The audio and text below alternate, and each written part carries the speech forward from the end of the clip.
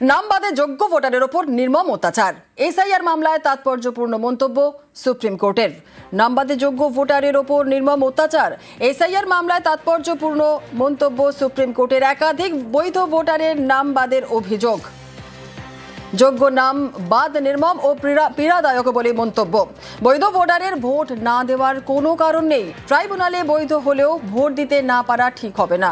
Vote দেওয়ার পর অবৈধ প্রমাণ হলেও ঠিক নয়। সুপ্রিম শুনানিতে মন্তব্য বিচারপতি জয়মাল্য বাগচির।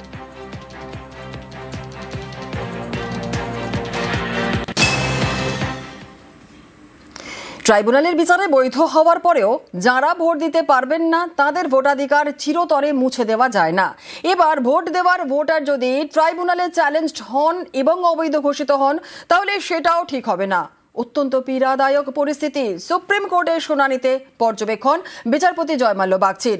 ট্রাইব্যুনালের পরে বৈধ ভোটারের অধিকার যেন খর্ব না হয় এবং কোনো অবৈধ ভোটার যেন ভোট না দিতে পারেন। বুধবার এসআইআর মামলায় এই মন্তব্য করে সুপ্রিম কোর্ট। যদিও ট্রাইব্যুনালে বৈধ হলেই কি এবার ভোটার তালিকায় নাম উঠবে? ভোট দিতে কি পারবেন? এ নিয়ে সংশয় বহাল।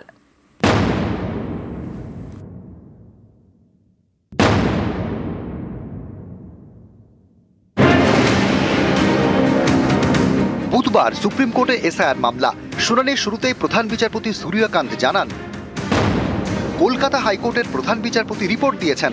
তাতে বলা হয়েছে ৪৫ লক্ষের নিষ্পত্তি হয়ে গিয়েছে। ৭ই এপ্রিলের মধ্যে সব বিচারাধীনদের নিষ্পত্তি হয়ে যাবে বলে আশাবাদী। এই রিপোর্ট সন্তোষজনক। শুধু ট্রাইব্যুনালের বিষয়টি বাকি রয়েছে। নির্বাচন কমিশনের আইজিপি জানান, জলশক্তি বোর্ডের ট্রাইব্যুনালের জন্য সময় নেওয়া হয়েছে। বুধবার থেকেই ট্রেনিং, বৃহস্পতিবার থেকে ট্রাইব্যুনাল কাজ শুরু করবে। এদিন মামলাকারীর আইনজীবী বিকাশ রঞ্জন ভট্টাচার্য বলেন, ট্রাইব্যুনাল যেন সব নথি গ্রহণ করে। তখন বিচারপতি জয়মাল্য বাগচি বলেন, ট্রাইব্যুনাল চাইলে জমা পড়া নথি দেখতে পারে, অতিরিক্ত নথি জমা নিতে পারেন। দুটি নিরপেক্ষ প্রক্রিয়া চালাচ্ছি। বৈধ ভোটারের ভোটদান সাংবিধানিক অধিকার। বাদ যাওয়া কেউ ট্রাইব্যুনাল থেকে বৈধ ভোটার হয়ে ফিরলে তিনি যেন ভোটাধিকার প্রয়োগ করতে পারেন। কোনো অবৈধ ভোটার যেন ভোট দিতে না পারেন। ট্রাইব্যুনাল অ্যাডজুডিকেশনের পরে যদি কেউ ভোটার হন তাহলে অবভিয়াসলি তিনি ভোটার হিসেবে আবার বিবেচিত হবেন। ফলে এইটা নয় যে বেসিক্যালি মানে এখন যা অ্যাডজুডিকেটেড হয়েছে, ধরুন ৪৭ লাখ এখনো পর্যন্ত অ্যাডজুডিকেশন হয়ে গেছে। ফলে অ্যাডজুডিকেটেড যারা কেউ ধরুন ডিলিট হয়ে গেছে তার নাম যদি ট্রাইব্যুনাল আবার ইনক্লুড করে দেয় তাহলে অবভিয়াসলি তিনি ভোটার হিসেবে ট্রিটেড হবেন। আদালতের আজকে দুটো অবজারভেশন অত্যন্ত গুরুত্বপূর্ণ। এক, যে যাতে কোনোভাবেই কোনো বৈধ ভোটার না বাদ যায়। দ্বিতীয় হচ্ছে যাতে কোনোভাবেই অবৈধ ভোটার ভোট না দিতে পারে। ফলে এই দুটো অবজারভেশনই ক্লিয়ার করে দেয় যে আদালত কি চাইছে। সুপ্রিম কোর্টের পর্যবেক্ষণ, কোনো বৈধ ভোটারের ভোটাধিকার যেন খর্ব না হয়। কিন্তু এরপরেও ভোটার তালিকায় নাম ওঠা নিয়ে সংশয় রয়ে গেল।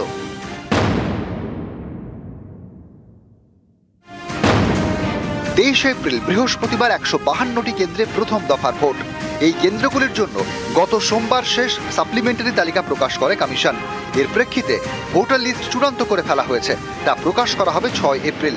সেদিন প্রথম দফার মনোনয়ন জমা দেওয়ার শেষ দিন। নিয়ম অনুযায়ী মনোনয়ন জমার শেষ দিন যে ভোটার তালিকা সেই অনুযায়ী ভোট হয়। এখানেই অনেকের প্রশ্ন, যাদের নাম বাদ পড়তে পারে তাদের ভোটের ভবিষ্যৎ কি?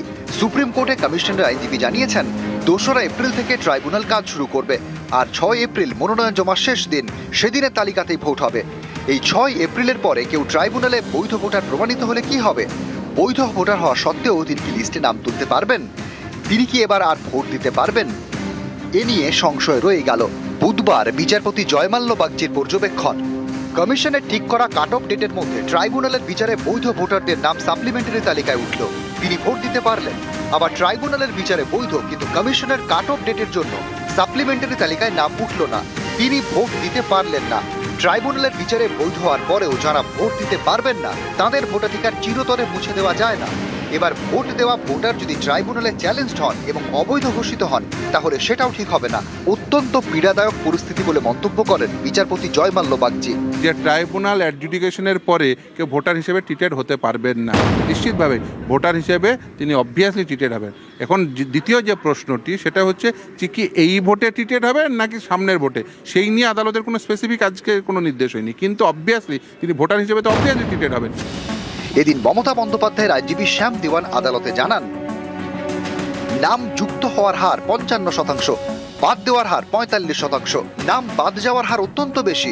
ট্রাইব্যুনালের হাতে বড় দায়িত্ব রয়েছে, সংখ্যাটা বিপুল, অথচ সবাই ম্যাপ ভোটার। এ নিয়ে প্রধান বিচারপতি সূর্যকান্ত বলেন, এই বিষয়ে মন্তব্য করব না, কারণ এক পক্ষ বলবে এই বাদ যাওয়াটা বৈধ আর বাকিরা বলবেন অবৈধ। ট্রাইব্যুনালকে ইমিডিয়েটলি একটা সেট আপ করেছে কলকাতাতে, সব হিয়ারিং গুলো হবে। Tribunal will decide the case on the basis of the merit. Tribunal যেটা ডিসাইড করবে সেটাই ফাইনাল। ইলেকশন কমিশন অবজেকশন দিয়েছিল নতুন ডকুমেন্ট দেওয়ার জন্য। কোর্ট বলেছে না, যে ডকুমেন্ট যারা দেবে সেই ডকুমেন্টের ভিত্তিতে ট্রাইব্যুনাল উইল ডিসাইড। অ্যাপিলের ক্ষেত্রে যেটা অ্যাডজুডিকেশন অফিসারদের কাছে যে রেকর্ড ছিল সেই রেকর্ডটাকে ট্রাইব্যুনালে প্লেস করতে হবে। কি কারণে রিজেক্ট করেছে সেই রিজেকশনের কারণটা ট্রাইব্যুনালকে দেখাতে হবে। ট্রাইব্যুনাল সেই রিজেকশনের কারণটা যারা অ্যাপিল করেছে তাদেরকে দেখাবে। প্রথম দফার ভোটে মনোনয়ন জমা দেওয়ার শেষ দিন 6 এপ্রিল। কমিশনের নিয়ম অনুযায়ী সেদিনের প্রকাশিত তালিকাতেই হবে প্রথম দফার ভোট। এই 6 এপ্রিলে সুপ্রিম কোর্টে ফের শুনানি। নিউজ 18 বাংলা। আজ থেকে শুরু হচ্ছে না এসআইআর ট্রাইব্যুনাল। ট্রাইব্যুনালের পরিকাঠামো নিয়েই সরব হয়েছেন অবসরপ্রাপ্ত বিচারপতিরা। কমিশনের তরফে একাধিক প্রশ্নের উত্তর মেলেনি, এমনটাই সূত্রের খবর। আরও একবার আপনাদের জানাই, আজকে থেকে শুরু হচ্ছে না এসআইআর ট্রাইব্যুনাল। ট্রাইব্যুনালের পরিকাঠামো নিয়ে সরব অবসরপ্রাপ্ত বিচারপতিরা। কমিশনের তরফে একাধিক প্রশ্নের উত্তর পাওয়া যায়নি সূত্রের খবর, এবং কয়েকদিন আগেই জেলাভিত্তিক 19টি এসআইআর ট্রাইব্যুনালের বিজ্ঞপ্তি জারি করে কমিশন। অবসরপ্রাপ্ত বিচারপতিদের দায়িত্ব দেওয়া হয় ট্রাইব্যুনালের। গতকাল কমিশনের বৈঠকের পর আজ থেকে এসআইআর ট্রাইব্যুনাল শুরু নিয়ে জট। সূত্রের খবর, কমিশনের ব্যবস্থাপনায় অখুশি অবসরপ্রাপ্ত বিচারপতিরা। অনেকেই ট্রাইব্যুনাল থেকে সরে আসতে চেয়েছেন।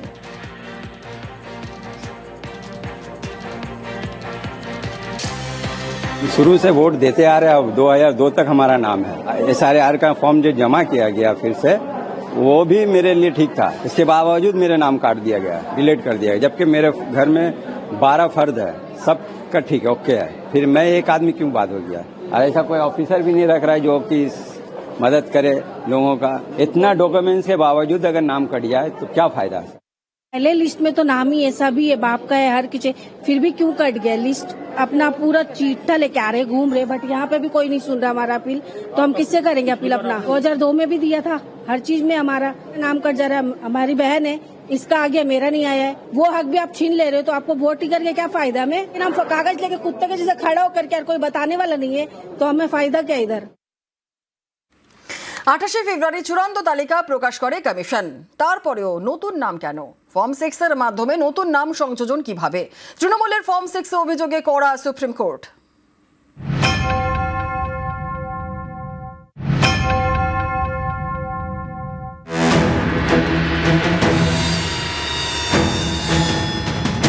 ফর্ম 6 ভোটার তালিকায় নাম তোলার জন্য এই ফর্মটি ফিল আপ করতে হয়। এই ফর্ম 6 জমা নিয়ে চাঞ্চল্যকর অভিযোগ করেছে তৃণমূল। তাদের দাবি, পশ্চিমবঙ্গের ভোটার তালিকায় বহিরাগত ঢোকাচ্ছে বিজেপি, যা মানতে নারাজ পদ্ম শিবির। বুধবার সুপ্রিম কোর্টে চলা এসআইআর মামলাতেও এই ফর্ম 6-এ কড়া সুপ্রিম কোর্ট। শীর্ষ আদালতের প্রশ্ন, 28 ফেব্রুয়ারি চূড়ান্ত ভোটার তালিকা প্রকাশের পরে সেখানে নাম যুক্ত করা হয় কিভাবে? এখন ফর্ম 6 এর মাধ্যমে নতুন ভোটারের নাম উঠবে কেন? যে সমস্ত ফর্ম 6 তোমরা নিয়েছো সেইগুলো বুথে বুথে নোটিফাই করতে হবে। যদি 100টা ফর্ম 6 জমা দিয়ে থাকে, তাহলে 100টা ফর্ম 6কে নোটিফাই করতে হবে। সিওর অফিসে বসে কিছু হবে না, বা ইলেকশন কমিশনের যা বলে দিল তা হবে না। ফর্ম 6 একদম নোটিফাই করতে হবে বুথ ভিত্তিক। নোটিফাই করে সেই ফর্ম 6-এ যারা যারা অবজেকশন দেবে, সেই অবজেকশনে আবার হিয়ারিং হবে। এদিন সুপ্রিম কোর্টে আইনজীবী কল্যাণ বন্দ্যোপাধ্যায় বলেন, দিস্তা দিস্তা ফর্ম 6 জমা পড়েছে। নির্বাচন কমিশনের আইনজীবী তখন বলেন, মনোনয়ন জমার শেষ দিন পর্যন্ত নতুন নাম তোলা যায়। কল্যাণ বন্দ্যোপাধ্যায় বলেন, দিস্তা দিস্তা ফর্ম 6 জমা পড়েছে সিইও অফিসে, আমাদের কাছে ভিডিও আছে। নির্বাচন কমিশনের আইনজীবী বলেন, নাম তুলতে ফর্ম জমা করা অধিকার। কল্যাণ বন্দ্যোপাধ্যায় প্রশ্ন করেন, একজন ব্যক্তি কিভাবে 30,000 ফর্ম জমা করেন? প্রধান বিচারপতি সূর্যকান্ত তখন বলেন, আপনাদের আপত্তি থাকলে সেটা সেখানে জানান, আমাদের কাছে এই বিষয়ে কোনো নথি নেই। কমিশনের আইনজীবী ডিএস নাইডু তখন বলেন, আপত্তি থাকলে ফর্ম 6 এর বিরুদ্ধে অবজেকশন জানানো যেতে পারে। এরপরেই ফর্ম 6 নিয়ে কড়া মন্তব্য করে শীর্ষ আদালত। সুপ্রিম কোর্টের বিচারপতি জয়মাল্য বাগচি প্রশ্ন তোলেন, বলেন, 28 ফেব্রুয়ারি চূড়ান্ত ভোটার তালিকা প্রকাশ করা হয়েছে, চূড়ান্ত তালিকা প্রকাশের পরে সাপ্লিমেন্টারি তালিকা প্রকাশ করতে বলা হয়েছে, কারণ সমস্ত বিচারাধীন ভোটারদের নিষ্পত্তি এখনো হয়নি। তাহলে এখন ফর্ম 6 এর মাধ্যমে নতুন ভোটারের নাম উঠবে কেন? কমিশনের আইনজীবী জানান, সাবালক হলে নাম তোলার জন্য আবেদন জানানো যাবে। এরপরে সুপ্রিম কোর্ট জানিয়ে দেয়, আদালত পরে এই বিষয়টি দেখবে। 6 এপ্রিল পরবর্তী শুনানি। নিউজ 18 বাংলা।